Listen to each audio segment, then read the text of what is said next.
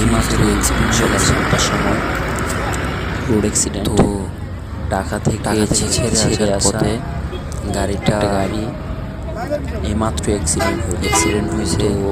তো অ্যাক্সিডেন্ট আমাদের সাথে হয়েছে। তো তার কিছু দেখানোর চেষ্টা করবো। সমস্যা ছিল, মানে এক্সেল বাইকটা আঘাত পাইছে, কেমন নিতে পারে নাই। হেল্পারের অবস্থা তো একদমই খারাপ ঢাকা থেকে। তো এক্সেল ছাড়া দেখতে পাচ্ছেন, এক্সেলটা অনেক গাড়িটি নরম ছিল। তো গাড়ির চেষ্টাতে পারেনি, যার সাথে লাগছে। তো এখানে দেখতেছি আমরা আবার পুলিশে সিগনাল দিয়ে গাড়িগুলি পাস করে দিতেছে, এলাকার আসবে, গাড়ি তুলে নিয়ে যাবে।